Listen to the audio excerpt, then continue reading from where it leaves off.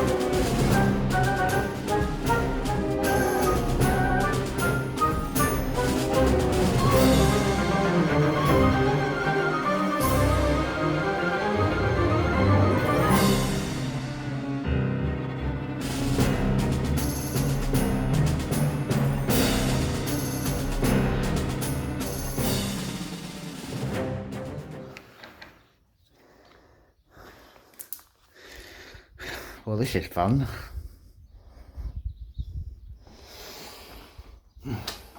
Now, most of the way there, I've cut round the ceiling rose in an attempt to try and save it, but we'll see whether that works or not. If not, we have some spares in the attic. I can put one of them here. Yeah, making a mess, but making progress. So, just gonna have a 5-minute sit down and then crack on.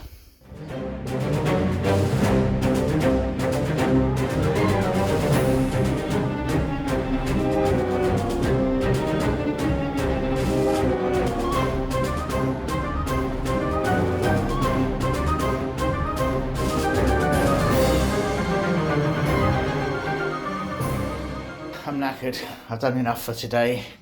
About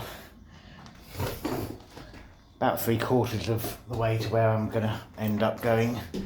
I think I probably need a shower. Try this again tomorrow then.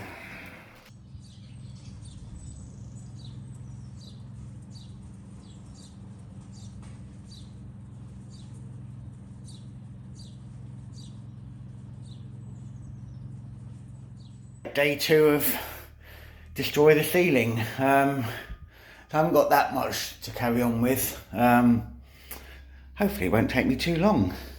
Had a bit of a storm overnight. Have a look at the big puddle outside.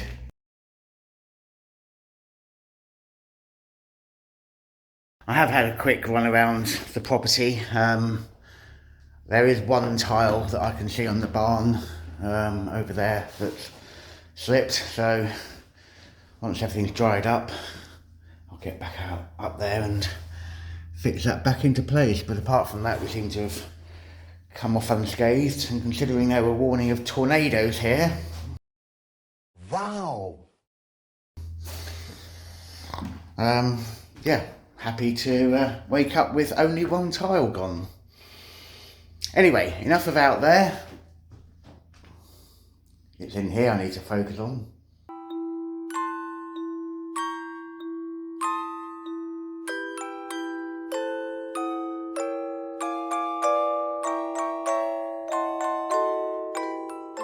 I've just marked a line across, that's where I'm going to cut up to. That will just be inside a cupboard, so I'm going to leave that as it is. Nice to retain some of the original ceiling, but from here onwards it's coming down.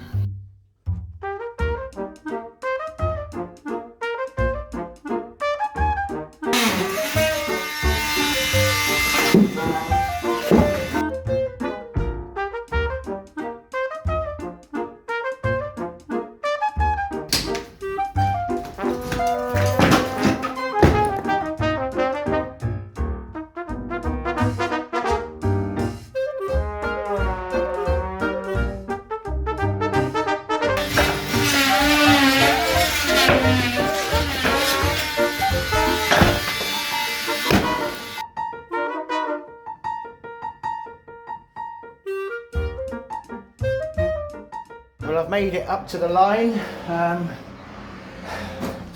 So I've still got to try and take that ceiling rose off. And then there's just a bit of the cornice around here still to come off. Yeah, nearly there. It's hot, it's dusty, I can't see through that.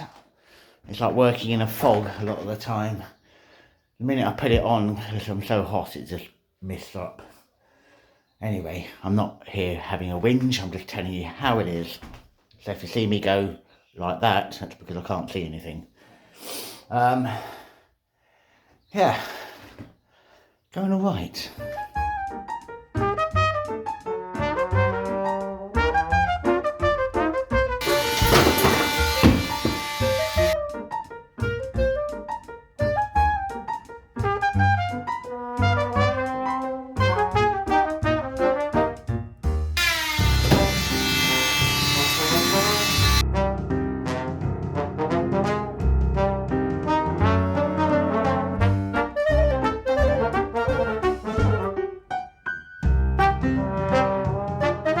Had a good sweep up in here. Going to try and do that now, get that down. We shall see.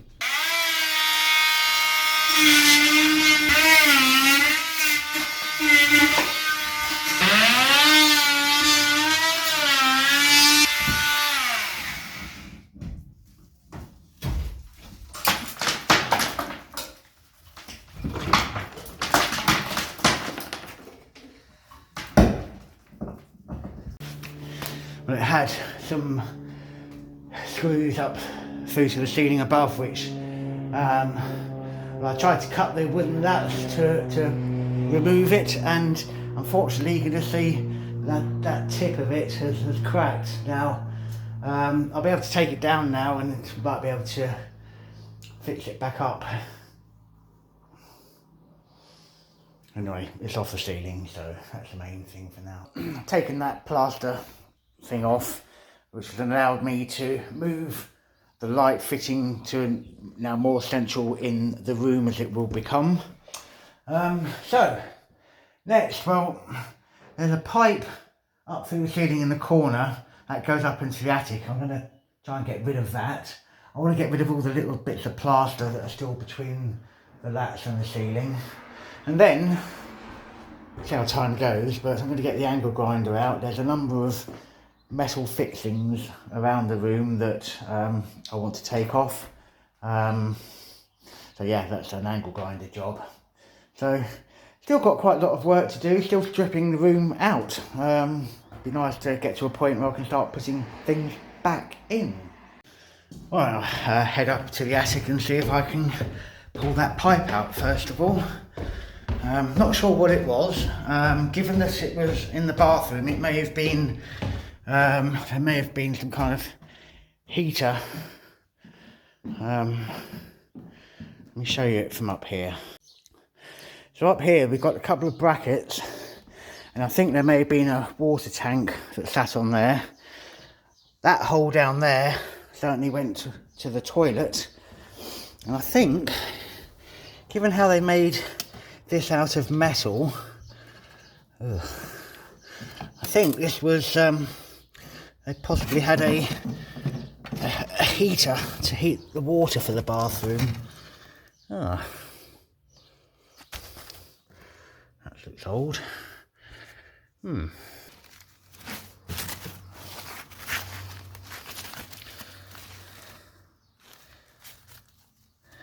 September 1971.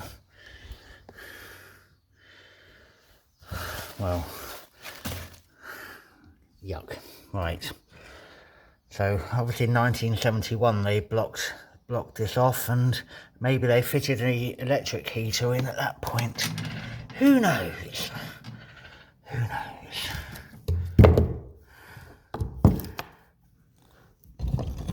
There we go.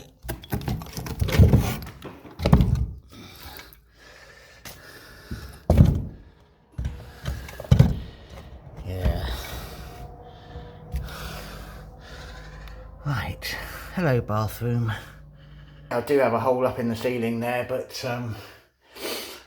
I'm going to be plasterboarding across, that will be covered, so that doesn't really matter. So right, yeah, carry on now, getting all these little bits of plaster that are left, make sure they're not going to stop the new plasterboard from screwing flush to the ceiling. Just having a poke around in the ceiling, pulled down a couple of the lats that were sort of quite rotten. Look what treasures have been revealed. Not sure what you were, but you were a living thing at one point. And looks like somebody's homework.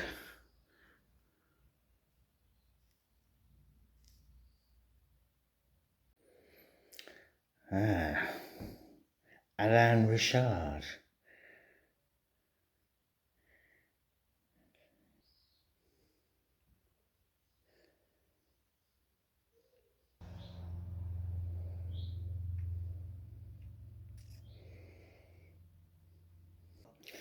Obviously, not particularly good at English, according to the teacher. So maybe that's why he hid it up there back in 1964.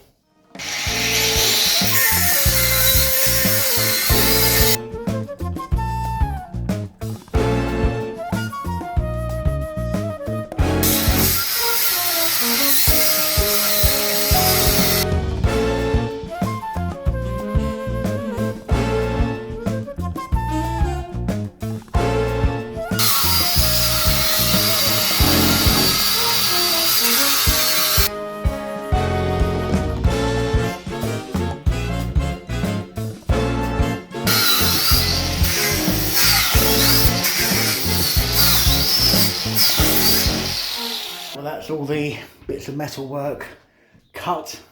Well, we had a big storm last night overnight, and one has been threatened for this evening, but I think it might be here a little bit early. It's been extremely humid all day.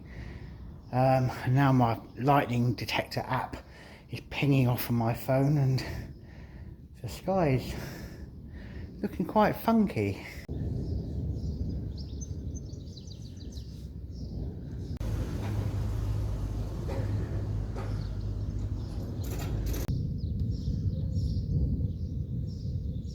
So what I'm going to do now is just go and get a bit of wood cut, which I can fit up there, and that will be the top of the wall that will be dividing the bathroom here from the cupboard.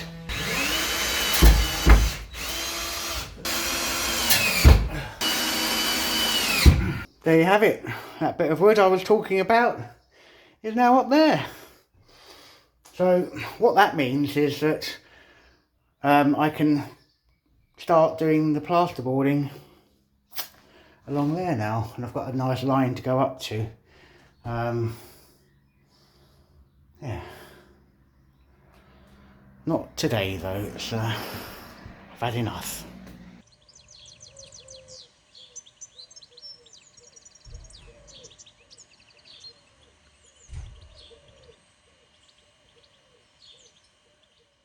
It's a wonderful sunny morning and we are out about in the van.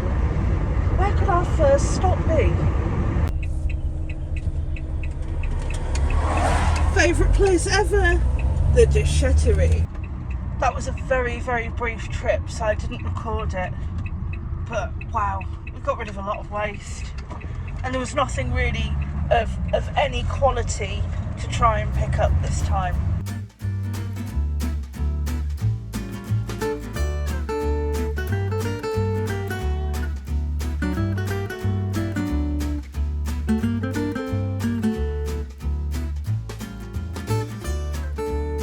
And what more could you want on a sunny day? Maybe a relaxing beach. Being by the pool? No. You need a brico shop trip.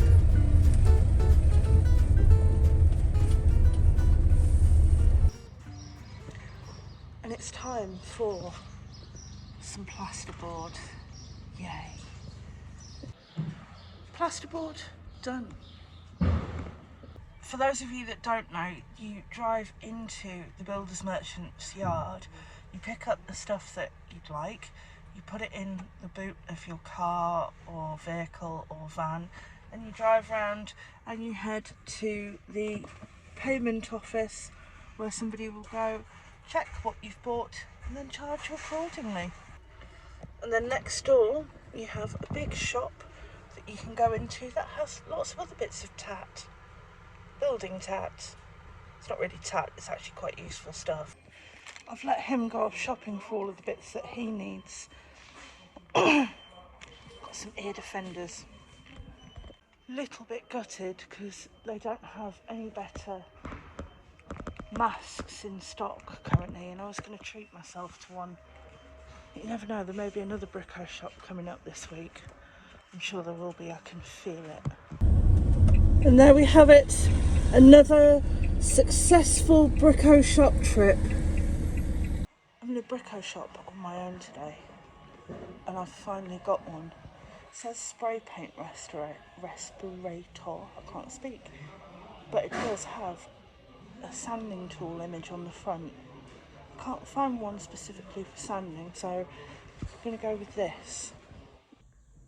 Are you ready? I'm ready. Woo!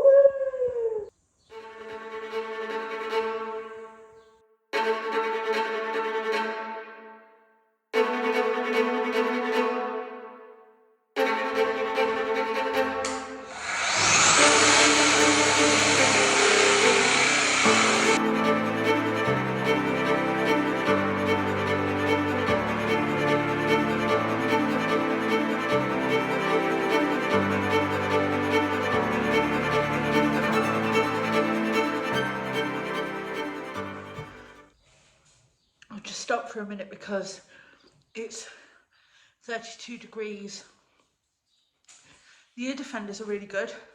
It doesn't feel like I've been at a 4-day rave. My ears don't ring. The mask is really good until you start sweating, and then it cools with water. Yay!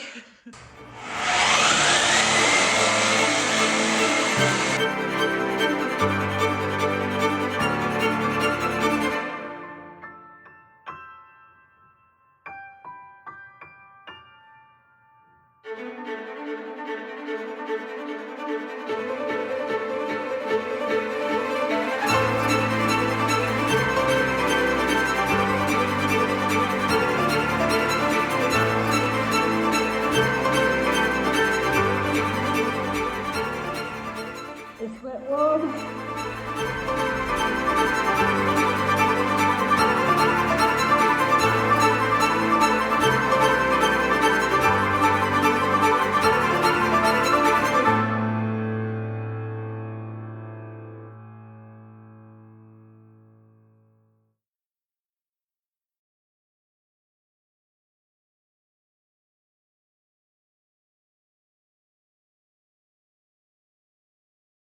Even though it's over 32 degrees outside now, I kept going and I finished using the far tool sander on the floor in there. I just had to come out and take the mask off and everything because I'm just baking. There's wood and sweat where there shouldn't be, and yeah. Anyway, I've done it. That's one big job done. I think it's time for a shower now. Everything's stuck.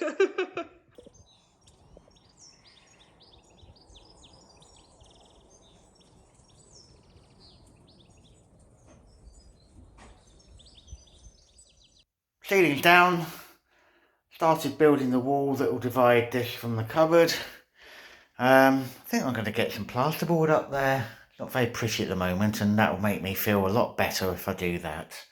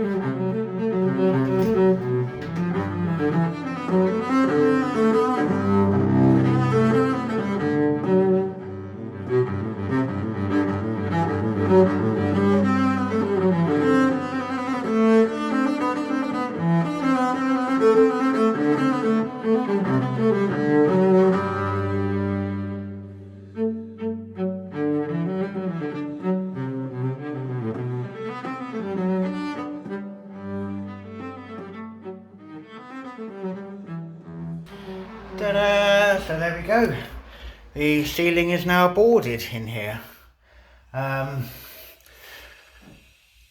Right, well, I don't think I need this plasterboard lifter anymore in here. So I'm going to take it up to the attic, which I think will be the next place I will need it way in the future.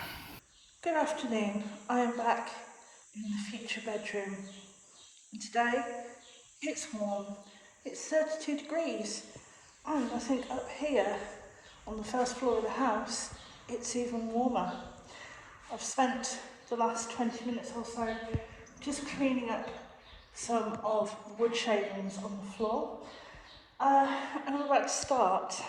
So my big tool got the bulk of everything off the floor. However, it was not close enough to reach right up to the skirting boards. So all around the room, I have a big line.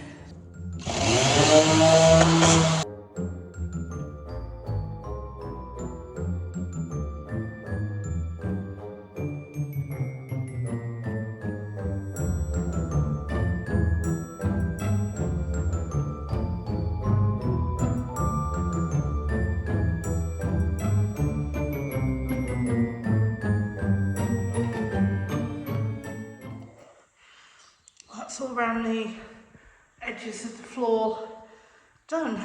Yay! I think next I'm going to go onto the walls again and go around and see if I can smooth down any plaster that I'd filled.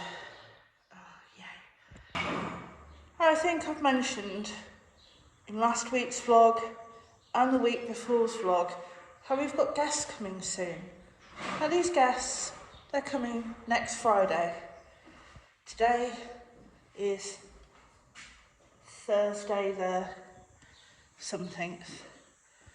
Anyway, I'm saying, you probably know at home that we've got guests coming next week.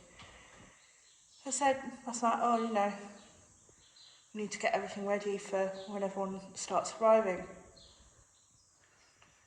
When does everyone start? Oh, it's not till the end of next month that everyone starts arriving. No, everyone's arriving next week.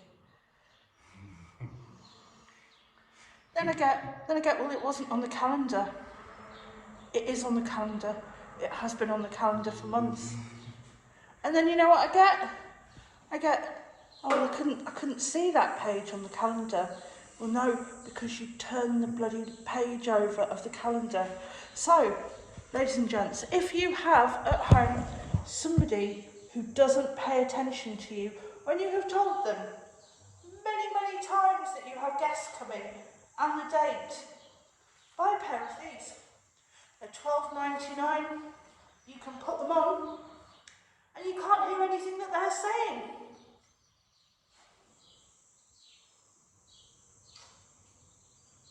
What do you want? Oh, nothing. I can't hear anything. So you're not getting anything.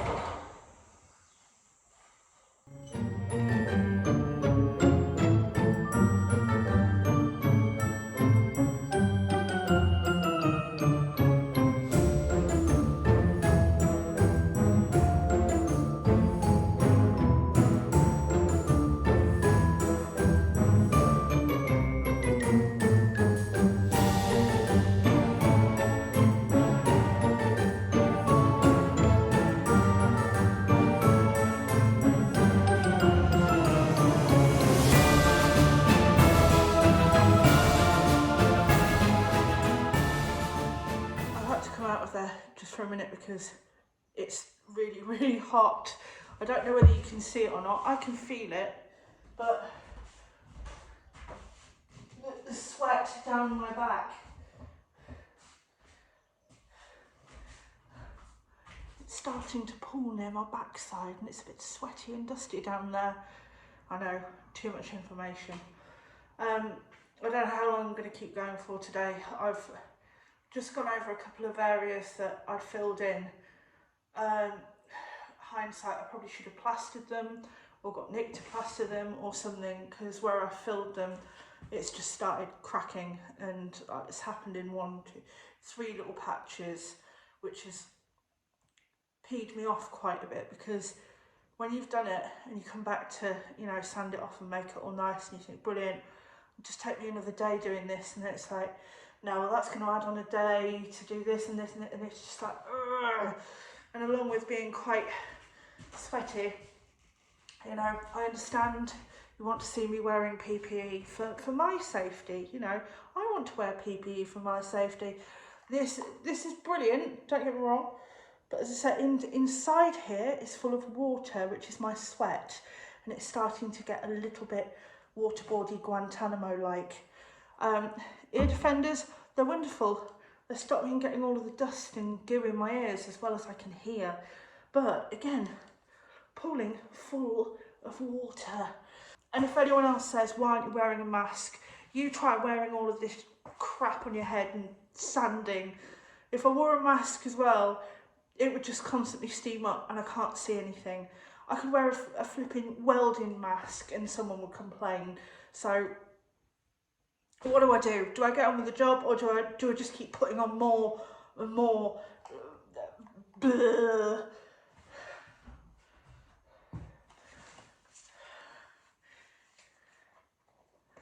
At least we're not complaining it's cold. Well, the next little job I want to get on with in here is the walls. You might have noticed that they're a little bit scabby. Obviously, a top layer of paint has reacted with what was underneath. We've experienced that when Claire decorated a few bits and pieces, but yeah, so the first thing I'm going to do is give them a light sand to get off any of the loose material.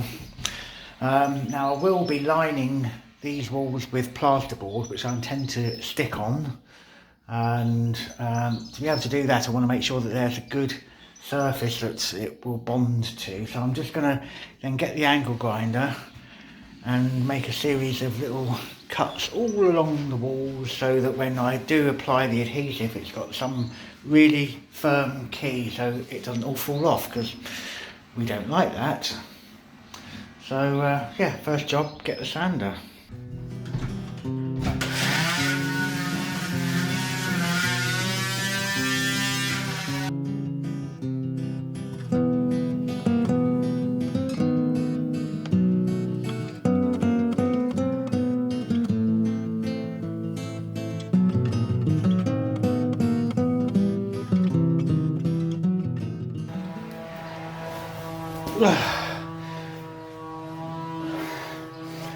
Right, well, I've done what I set out to do. All the really flaky paint is now gone. So now for the angle grinder.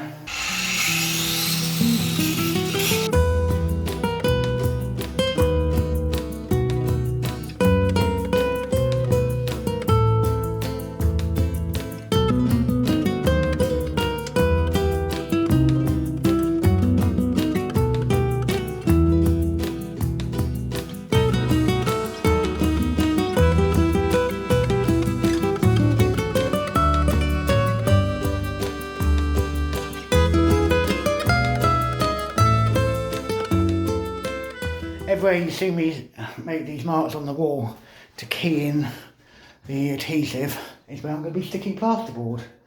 There's some patches that I'm not going to be doing that. You have to wait and see what I do in those bits. I'm going to show you something that I found underneath some of the paint here. 4m38. Can't work that out. So whoever decorated the wall, obviously written their name over there. Might do the same thing somewhere so that years to come, when somebody rips apart my handiwork, they know who to blame. Anyway, I think I'm now at the point I'm going to have another little tidy up. Got a bit messy in here. Yeah.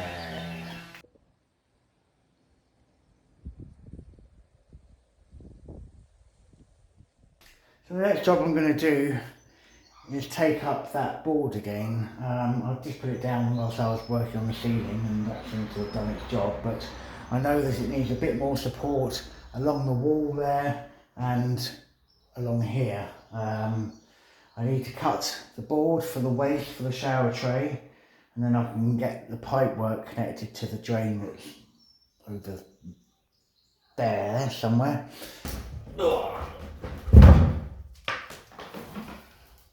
So yeah, I need to fit a batten along there and something across here.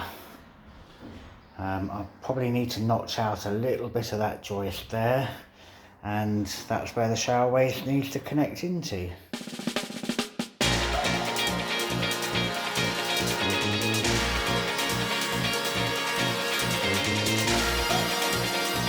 So now what I'm going to do is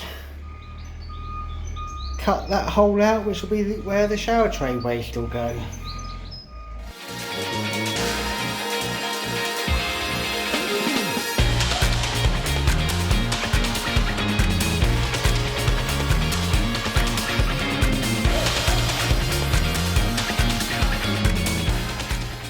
Bit of good news, I've just cut the waste hole in the plywood, which is going to be the base underneath the shower tray, and I've just tried the shower waste in the hole with the outlet pointing in the direction of the drain. Look at this. So that is all of the joist that could be in the way, but because of the shape of that, that will fit. Get that bung off and I can hold it.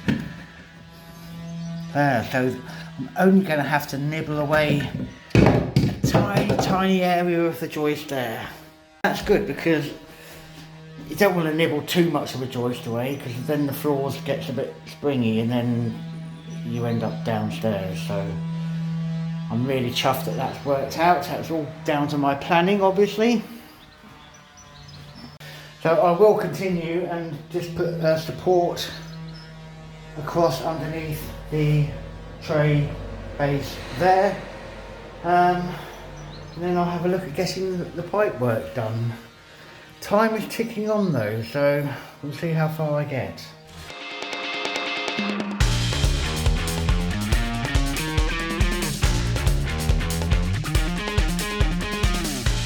Well, that's the supports done at that end now. So I will be able to fit the tray down, but I can't do that until I've got the waste plumbing done. And looking at the time, I'm not going to do that today, so I'll see you when I'm next here, which will probably be tomorrow. Whee!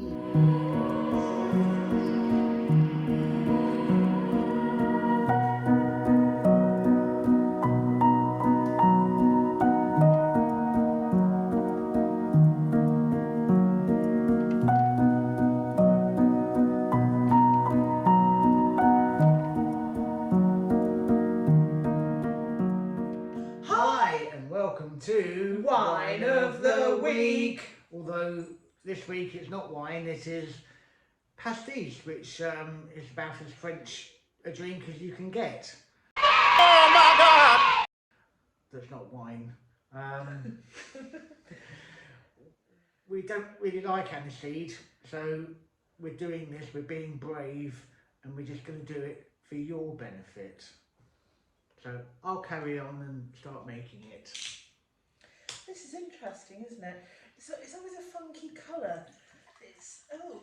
I watched a video on how to pour it, and you tip the bottle up. yeah, no.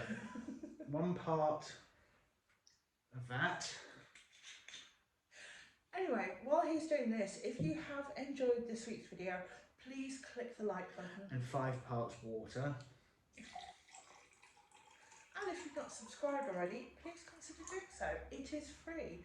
You can also find us on Facebook, Instagram, or X, or on our website at theexpatbutchers.com. Excuse fingers. And apparently the ice has to be added at the end. Very important. I don't know why, but there it is.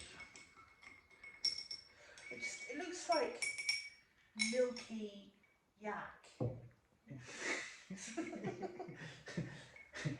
Lovely. Whoa. Here we go. Cheers. Cheers. Cheers.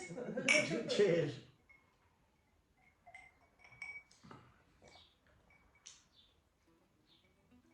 No. No. No. I think that's for your dad then, isn't it? Yep, it's one for the collection. Well, thanks for watching and we will see you Next time.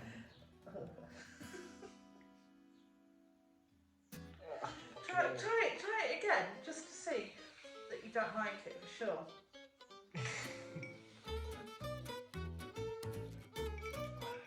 Yeah.